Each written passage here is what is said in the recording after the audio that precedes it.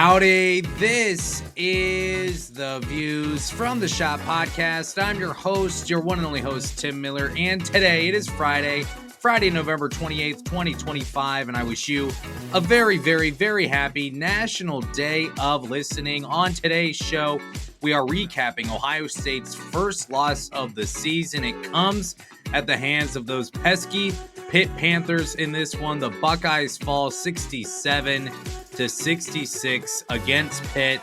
It's a second straight season in which Ohio State loses to Pitt on a buzzer beater. Very disappointing loss today, very frustrating. So on today's show, we cover it all. We'll talk about key stats and performers. We will talk about the first half and second half breakdowns. We'll talk about that buzzer beater, my thoughts on the overall strategy there for that final play that led to a Pitt win, and then major takeaways in this show as well.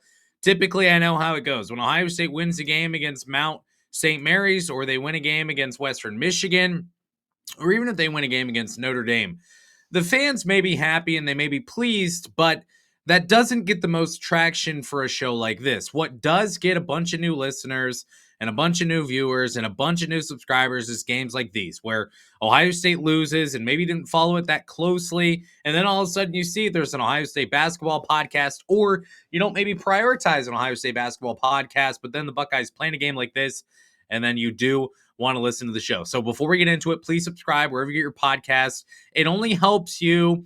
It doesn't hurt you. It's completely free. It just means that this show will be here for you whenever you need it. If you're a new listener, please subscribe. Like the video on YouTube as well. Please subscribe on YouTube as well. And make sure you give a 5-star review to the show. You can follow wherever you get your podcast as well. Look, before we even get to the game, I'll say one thing, okay? First of all, I was excited for Ohio State to play a game on ESPN. Remember, years ago when Ohio State did get to play basketball on ESPN, it felt nice and nostalgic for me.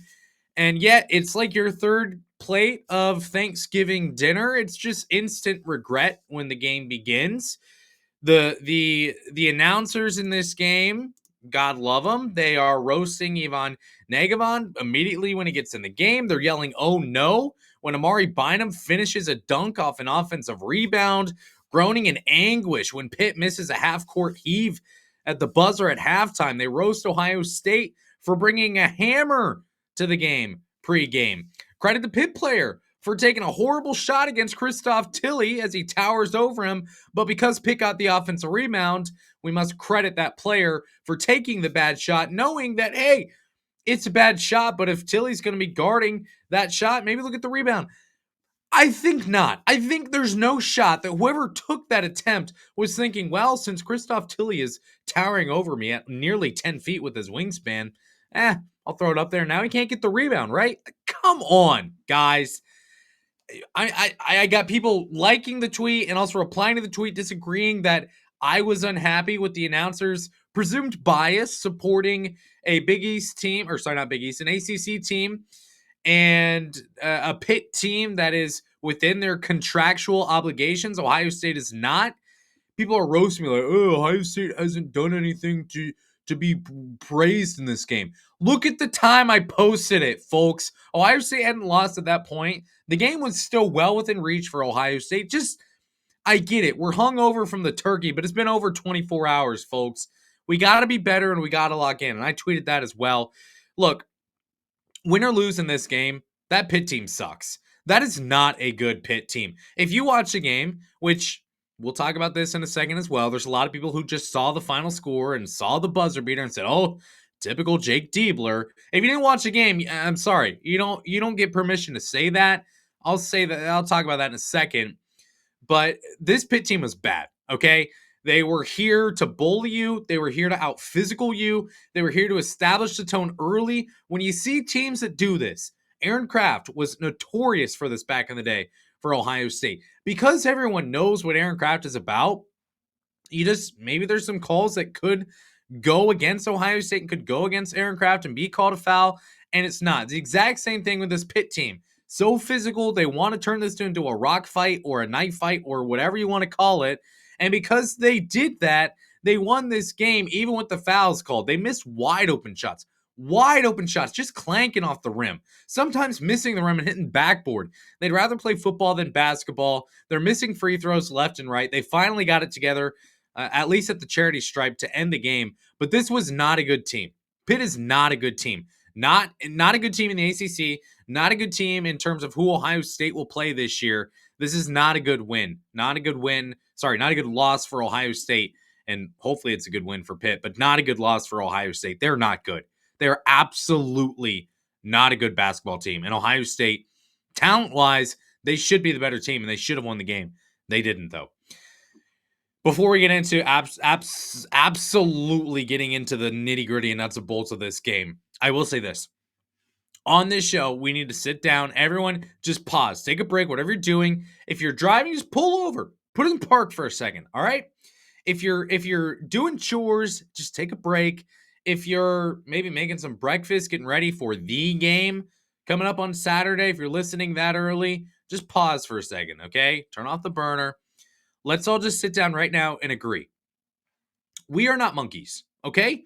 You and I, we're not monkeys. Those on Twitter, they can be monkeys. But here, we're going to agree that on this show, we are not going to be as dull as monkeys. It doesn't even take a special kind of monkey to tweet about the team after a loss. A completely average, normal, run-of-the-mill specimen who hurls his feces at other monkeys and peels bananas with his toes, he could tweet after the game, fire Diebler, or typical Ohio State under Diebler, or we are taking our fists and slamming them against plates and bowls and anything that will bang and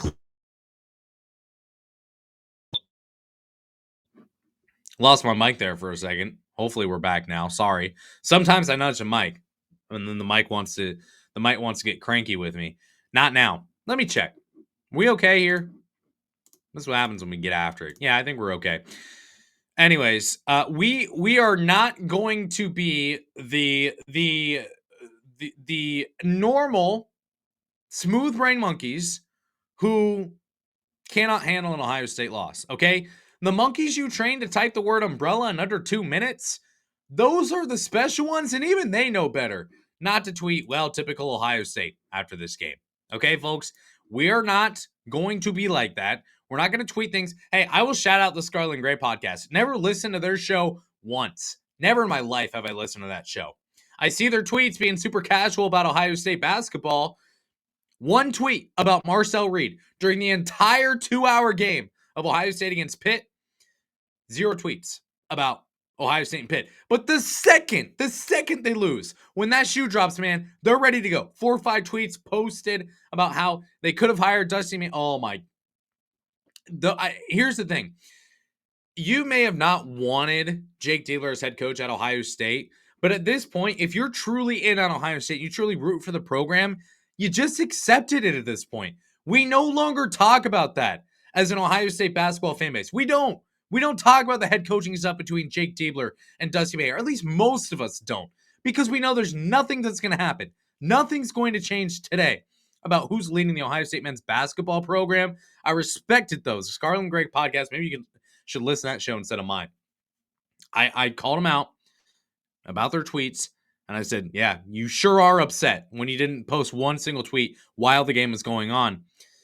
And they just, I think sarcastically just said, yup. Like, yeah, you got me. Like, yeah, you see what I'm doing here, and fans see what I'm doing here. If that's the case, respect to you. Respect to you, guy. I do.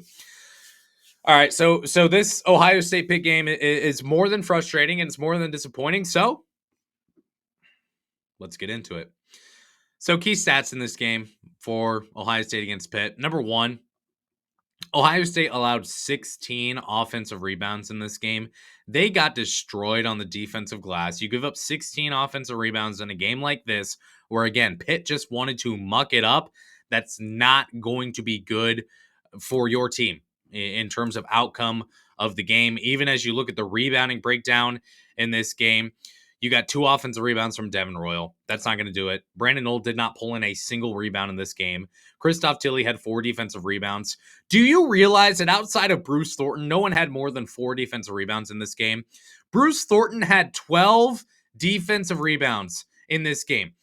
Everything that Bruce Thornton has to do for this team, day in and day out, and now year in and year out, and he's now getting double-doubles through rebounds, and he still can't win.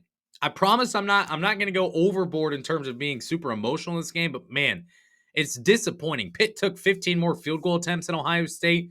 That makes it hard to win. Buckeyes still lose this game by 1 point. Pitt shot 63% from the free throw line in this game, and they only shot 1 more free throw attempt than Ohio State did. Pitt had 0 bench points in this game.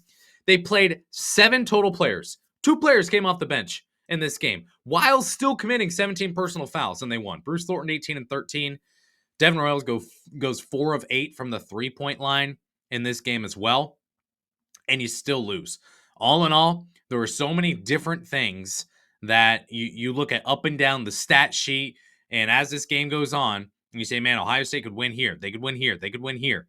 But man, Pitt had some insane stat disparities in this game, and that, quite frankly, is how they pull away and win this game. So we'll get into the first half. We'll get into the second half, some halftime thoughts as well before we get into the big play, which was the buzzer beater. And I'll try to do this quickly because I know everyone's here to talk about that buzzer beater play, and I've got my own thoughts on it. So we'll get into that here. First half starts absolutely horrible for Ohio State. Pitt starts 6 of 7 for the game. They have 8 points in the paint. They're 1 of 1 from deep during that 6 of 7 run. Everyone not named Bruce Thornton, by the way, for Ohio State offensively starts 0 of 4. Tilly had another miss from 3. That's a problem. Brandon Knoll turns it over early. You get a dead ball that leads to the under 16 timeout, the media timeout. And here you go. This is another question. We've had this at times this year. The question is, what are you going to do, Coach Stiebler? What are you going to do for Ohio State to kind of get them into this game? It's 13-4 with 15 minutes and 23 seconds left to go. They force a miss out of that timeout, but a horrible turnover by John Mobley Jr. and an even worse foul by John Mobley Jr. on a wide open layup. It's now 16-4 after the free throw is made. Luckily, on the ensuing trip, John Mobley Jr., he makes a triple, so it's a net 0. But if you don't have that turnover and you just make the 3, then it's +3 for Ohio State. A lot of moments like that in this game. Took the entire shot clock, did Ohio State. They don't get a shot off, or if they did, it just hits the backboard. It's another empty possession after that. But then Ohio State starts to show some life. Amare Bynum, he makes a triple from the left wing. Little too much talking. Oh my goodness, if that would have led to a tech, imagine the freshman Amare Bynum. He makes a 3, and then he does too much talking and he gets teed up. I don't know what the rivalry there was between Bynum and whatever Pitt player he was barking at, but he makes that 3, and had that been a technical foul and Pitt gets the ball, Pitt gets 2 free throws, that could have really swung the game. But instead, Ohio State gets a 3.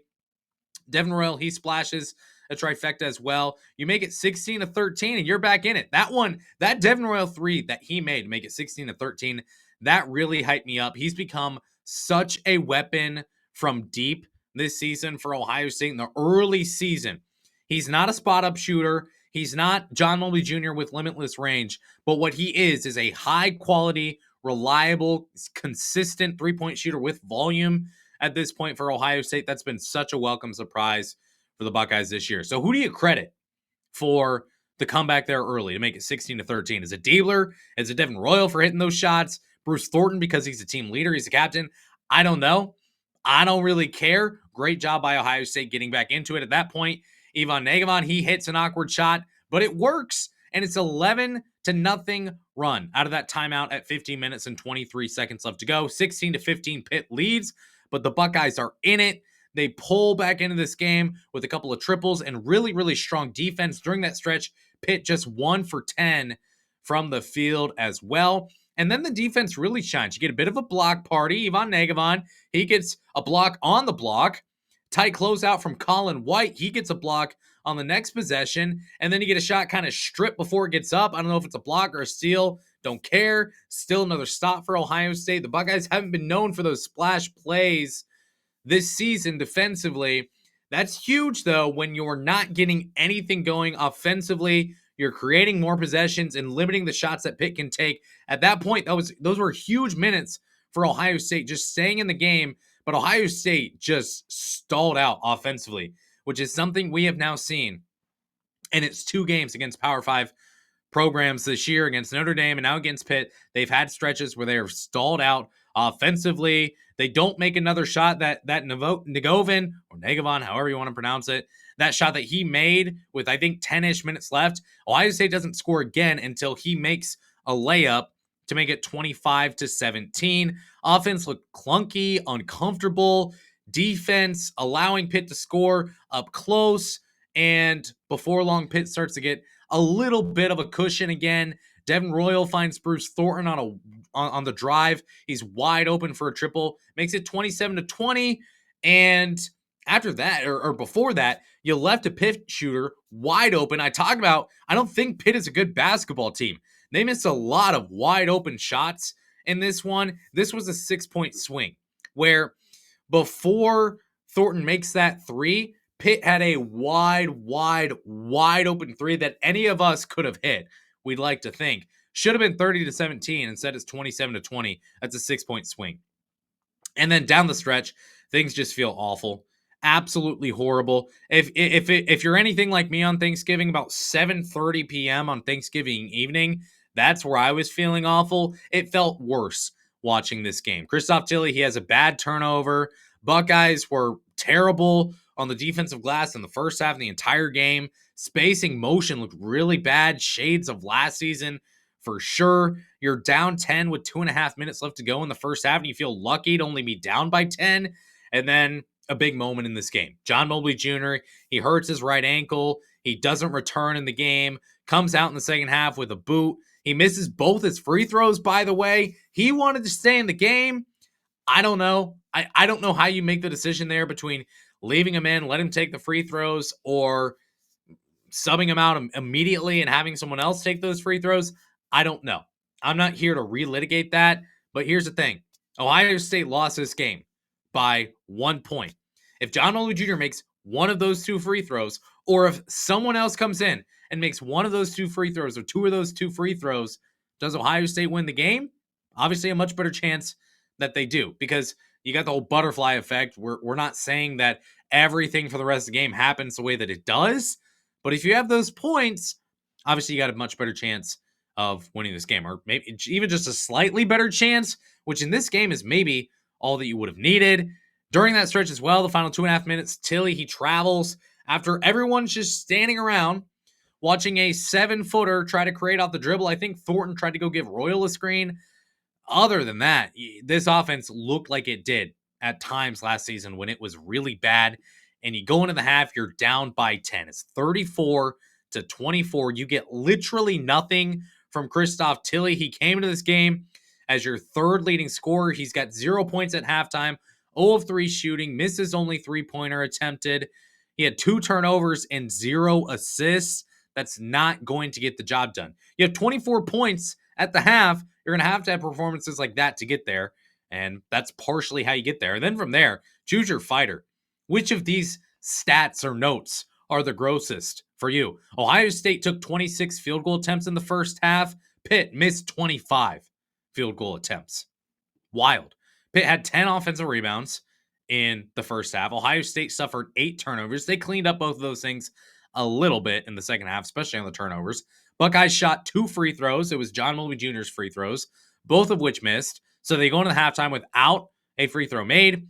And Pitt doubled up Ohio State in paint points in the first half. You get no help from Bruce Thornton.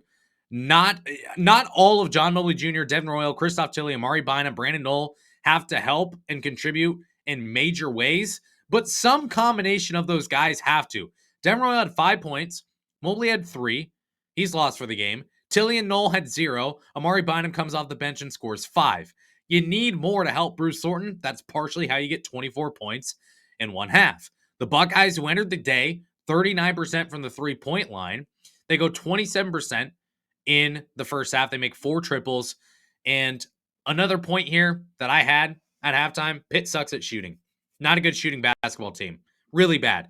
We saw that in the first half. We saw it play out in the second half, yet Pitt still wins this game. So you get into the second half. John Mobley Jr. starts the game on the bench. Adam Jardy tweets out he's in a boot, unlikely to return. Obviously, he did not return. Brandon Knoll starts the second half on the bench. One, because you have to. One, because you get to. So we'll talk about Brandon Knoll here later on the show yet again. Christoph Tilly, he gets a shot to open the second half. Gets a good look. Hits it. I like that. Talked about Christoph Tilly at halftime. No points. No scoring. Get that young man going. It was good to see that. Devin Royal, he makes a layup the next possession after working his way down to the post. I like that too. And then Royal hits another shot, and you're down by 4. After that quick dump off to Devin Royal, timeout Pitt. Jeff Capel needs to get his guys, his troops in order, his puppies in order even, his Panthers in order. And Ohio State looks like they've got some momentum. And there was a lot of momentum swings in the second half, very small ones, but Ohio State took a lot of the major ones, it felt like, in the second half. Continue on in the second half. Bruce Thornton, he draws the double team. He hits Devin Royal with a bounce pass. And yet again, Devin Royal delivers a 3. Last year, when Devin Royal would take any shot from 3, you kind of hold your breath and you brace for impact. This year, he's really starting to shoot so well that you have confidence when he's taking those shots. Christoph Tilly, now turns out he's got that role that Devin Royal had last year where it may go in, it may not, but chances are it's not going in and it may look ugly. That's Christoph Tilly right now. That's got to get cleaned up and fixed for Ohio State. Buckeyes, 5 minutes into the game, pick up their 7th team foul. 5 minutes into the second half. 15 minutes on the clock. And Pitt is in the bonus. Absolutely disgusting. And when you have no John Mobley Jr. and the other team that you're trailing is going to get free throws for every foul for the rest of the game, that makes it very, very difficult to win. This was, I thought it was a horribly officiated game. Again, I think a lot of times the team that establishes we are going to be aggressive defensively, we're going to hit you, we're going to bust you, we're going to bruise you, that team a lot of time gets the benefit of the doubt, especially early on. If the officials don't have any issues with it, then Pitt is free to play how they did. And yeah, they got some fouls called on them too, for sure in this game. But they were much more physical than Ohio State. It helped Pitt win this game. But before long, Ohio State starts to claw its way back in the game. You look at the adversity of the fouls committed by Ohio State. You look at John Mobley Jr. being out for the game. The offensive clunkiness. Royal ties it at 42 somehow. Bruce Thornton ties it at 44. No foul. No shot. No. Makes the layup. Appeared to get fouled pretty hard. No call there. It's a 9-2 run. It's small, but it's enough to get you back into this game. Brandon Knoll finally enters the game nearly 10 minutes into the second half. He sat for a long time there in the second half. And before long, Pitt begins to take back over. They make a shot, getting in 1, force a turnover while they're up 3. But the Buckeyes get a stop. Gabe Cupps fouled. He's sent to the free throw line, goes 2 for 2. And the Buckeyes take their first lead with a pair of 3 throws from Christoph Tilly at 48-47. A lot of the focus on the offseason was playing your best basketball late in games. We know how Ohio State did in tight games last year. It wasn't good. They lost more than they won. So a lot of the talk and what some people came on the show during the Summer Guest Series, what they came on to say was, look, we're working really hard this year at being our best in crunch time. What's Ohio State going to do now that we're in crunch time? Well, Bruce Thornton makes a layup while taking a foul. He puts Ohio State back up. Royal rattles in a corner 3 to go up 56-51. And if you can take me back to that moment and the excitement and joy and passion I had when Royal made that 3, you're up 56-51. You're like, oh man. I mean, one more made shot, one stop, and a made shot. This game is in the bag for Ohio State. But Christoph Tilly, he has another bad turnover, and then he's got a foul. Kind of bailed out Pitt on a bad foul by Tilly. And they go 1 of 2 from the free throw line. Cut it to 3. Cut it to 1 with 3.5 minutes left. Devin Royal, he hushes the crowd with a driving layup to go back up by 3. At that time, Pitt's fan base really starting to get into it. But Royal, he makes another timely clutch shot for Ohio State. Bruce Thornton then goes down. He draws contact, no foul, while missing the layup. Should it have been a foul? I don't know. Every time Pitt got the ball and got the ball to the rim, or in the paint, you're getting a whistle. The very next possession, Bruce Thornton misses his shot.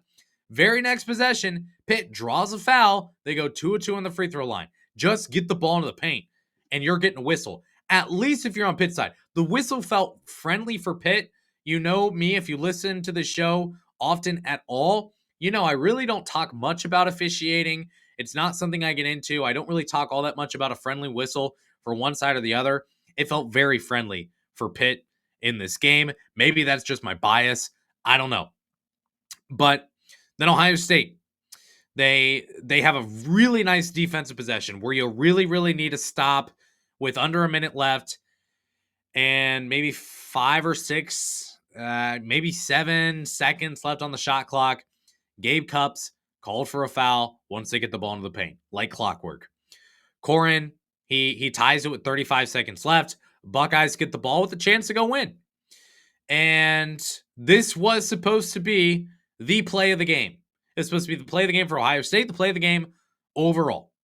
You get a play drawn up, and you get an okay look from Christoph Tilley, and the offensive rebound, and the ball kind of bounces around a little bit. Amare Bynum, he's the one able to gobble it up and hit the layup with 3 seconds left. And here we go. This is where we get into the buzzer beater. That play that Bynum had, I'm jumping up and down. I'm cheering. I'm having a great time, knowing that there's a chance. But I told myself, you had to have told yourself too, right? As you were watching this game, you said, no way Pitt will beat Ohio State for a second year in a row on a buzzer beater. There's no way. At worst, we're going to overtime, right? So Jake Diebler calls the timeout.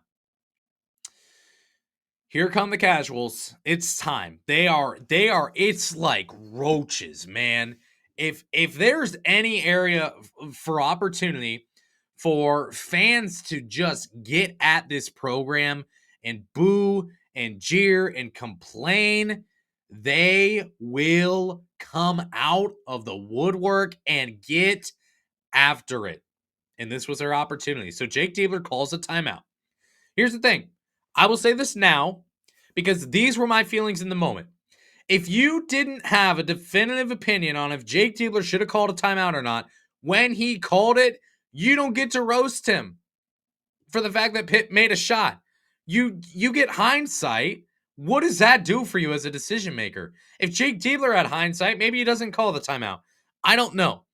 But people complaining about Jake Diebler calling the timeout, if you weren't passionate about that before the shot was made by Pitt, you don't get to be mad about it after. In my opinion, I didn't hate it before, so I'm not going to hate it after. Again, it's so easy to say in hindsight that it's a bad decision. Literally, no one complains if they don't get a shot off, the ball's dribbled off someone's chin, if they clank a 3 in and out. No one complains, but because they made it, we complain. I get it. I understand why you call a timeout. You have the timeouts. You want to get your guys set up. That's fine. The execution after that, though, I didn't like. And here's what I'll say. I've never come on here and told you I'm the basketball IQ, X and O's, strategic tactician guy. That's not who I am, okay? That's not my specialty. So I don't really traffic in those types of conversations. But here are my observations from that play alone. Why is Ivan Negevon not guarding the inbounder? You have a 7'1" guy who's freaking Croatian. So as he's barking at you in a different language while you're trying to inbound the ball on the biggest play of the game, I don't know. Feels like it would be more difficult than air guarding an inbounder. That's just me. That's my opinion. I could be completely wrong. I know Jake Diebler said some things about it after the game. I haven't had a chance to see that yet, but I don't know. I didn't understand that. Why, when this shot goes off, you go back and look at it, why is Amare Bynum standing about 1 foot away from being in the painted area? DeMarco Minor, he never used the ball screen that he got. I mean, he ran around it. He ran in the direction of it. He never used the ball screen. If you are guarding the screener, I don't remember who that was. I think it might have been Christoph Tilley, who was playing dropping on the screen. I believe it was Tilley. I could be wrong.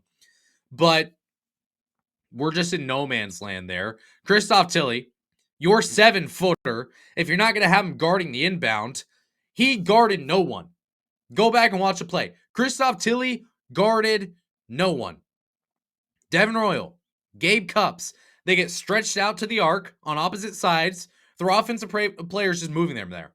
One starts on the right wing, one starts on the left wing. They switch, they bring their defenders with them, and now what's wide open? Spacing, 3-point line is completely wide open. My biggest question after all this is if you're going to take the timeout, why on earth are you not defending the 3 ball like your life depends on it? Force a 2. Beg them. Plead for Pitt to take a 2. Instead, you're asking for a 3-point shot to be made on you because Gabe Cupps and Devin Royal absolutely serve no purpose there. Christoph Tilly didn't guard anyone. I get it. I completely understand the timeout, but I feel like you're not that prepared in that moment because bring them in. Bring them in, and you're not going to force overtime. Or maybe you will.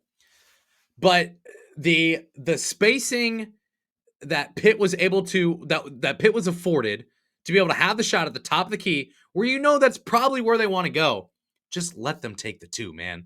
Let them take the 2. It takes more time off. Maybe you don't even get a shot off. Probably feels more awkward. You're going at full speed, allowing the 3 there. I didn't get it. I didn't understand it. Now, I don't belong on the sideline of a coaching staff, so there's plenty that they could say, and they could tell me to shut up at any second and say you're just wrong, but that's how I felt about that final play.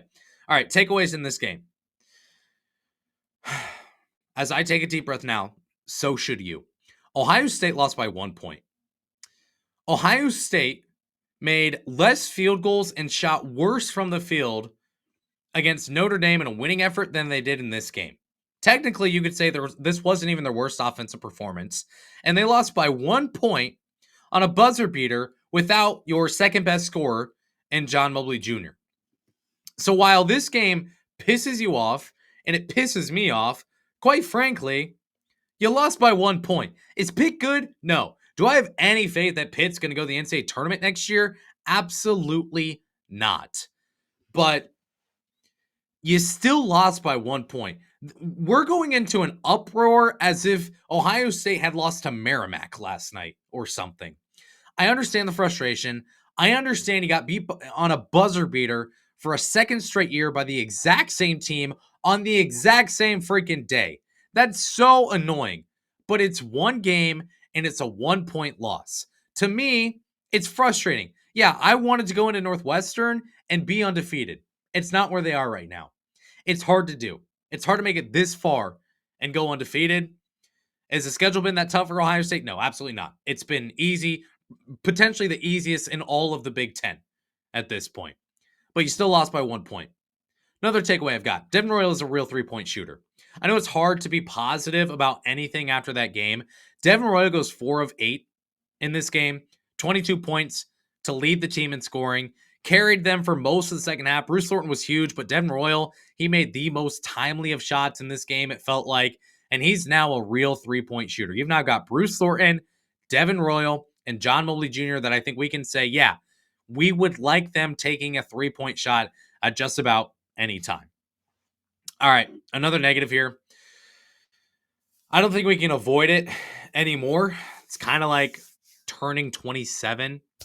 Once you turn 27, man, it's over, okay? You're old at that point. You got to be on your own health insurance. You're far closer to 30 than you are 20. It's time, all right? Hang it up. You got to stretch. If you want to play anything, if you want to do anything athletically, it's over. And you know what? It might be over for Brandon Knoll. The Grim Reaper may be coming for Brandon Knoll. This is the second, third, maybe fourth straight recap episode talking about the Bynum v. Knoll battle of 2025. Brandon Knoll played 9 minutes in this game, and he did not score. He played most of his 9 minutes in the first half before Amare Bynum took over. Bynum off the bench plays 31 minutes. He goes 3 of 5 from the field with 5 rebounds. Knoll in this game had 0 rebounds. Already mentioned that. I wouldn't be surprised if Amare Bynum started in this next game. I've given my opinion for why I think Brandon Knowles is a better fit in the starting lineup than Amare Bynum, but it may not matter at this point. That was a huge minutes discrepancy, and it may be an indicator of where things stand at power forward for Ohio State. Another negative, Gabe Cupps. He needs to give something offensively. I have come on this show over and over again and talked about why we need to stop being so negative about Gabe Cupps. But especially if you're moving Amare Bynum to the starting five at power forward, who's going to score off the bench? That's a question we all had in the preseason. Gabe Cupps, he plays 27 minutes in this game. He only scored on free throws. He goes 0 of 2 from the field, both of those shots coming from deep. He doesn't really show much of an ability to score and create off the dribble. We're not in a good spot here when it comes to bench scoring right now. Ivan Egamon, he may be getting there. Outside of that, Ohio State bench scoring wise, I don't think they're in a great spot. Last thing I'll say, look, if you watch this game in its entirety and you paid close attention, you saw Ohio State. You can either be the hammer or you can be the nail. Ohio State must learn to be the hammer. This is not metaphor. This is not hyperbole. This is not analogy. This is just truth. Ohio State clearly is not comfortable playing in ultra-physical bowling ball wars. If you imagine playing soccer with a bowling ball, no one's having fun. No one's probably going to score. It's just a matter of who sticks it out longer and it is tougher. Ohio State has not been tougher this year. You look at IU Indy, you look at Notre Dame, and now you look at Pitt. Those are 3 games now that Ohio State has played against teams athletically. I don't care about that, but teams that have wanted to push Ohio State and be aggressive defensively and try to bruise and batter their way to victory. And Ohio State has not looked comfortable in those games. And now you got to go play in the Big Ten. You start with Northwestern Illinois. Then you got some really tough games in the non-conference. And then you go into full Big Ten play, other than Virginia, of course. You got to learn to be the hammer. You got to be tougher. You got to be more physical. You got to be ready to go win a game that could be a bloodbath. And I'm not sure Ohio State is ready to do that at this point. So the Buckeyes lose 67-66 in this game. Another buzzer beater, another disappointing loss. No, the season's not over. No, Ohio State does not suck. People posting things that they would have had to delete had a buzzer beater not go in. Not me, but many others are posting that. No, Ohio State doesn't suck. No, the season's not over. No, it's not over for Jake Diebler, but this is not a good loss for Ohio State. Is it a wake-up call for them? No, I don't think so. I don't think they need to be woken up about anything. The freaking program hasn't made the NCAA tournament in 3 years. They don't need to wake up on anything. That's not what this is, but it's a bad loss for Ohio State nonetheless. That said, I am desperate for a win in the game. I am desperate, okay? I am desperate. You may think because this is a basketball podcast only, and I'll talk about the football team, and I don't care about the football team. That's not true. I am desperate. I am watching the game alone by myself because over the past 4 years, I've struggled to keep it together, okay? When I've been with others. So that said, I will be watching the game by myself and screaming in my basement. We need a win from the football team on Saturday to kind of right the fan base and get people to not talk about the basketball team anymore. Either way, win or lose, people are not going to talk about the basketball team come noon tomorrow. So I guess we can be thankful for that. Buckeyes will get on the road next week with Northwestern and then Illinois in Big Ten play. We will cover those games. Make sure you're subscribed. Make sure you like the video on YouTube. Make sure you subscribe and follow wherever you get your podcast as well so that you can continue to get those Ohio State hoops coverage from a guy like me if you're not opposed to it. So we'll be back. I appreciate you watching or listening or following along to today's show wherever you are. Hope you had a fantastic Thanksgiving. Hope you have a wonderful long weekend. Until next time, I shut up before you shut me off. Go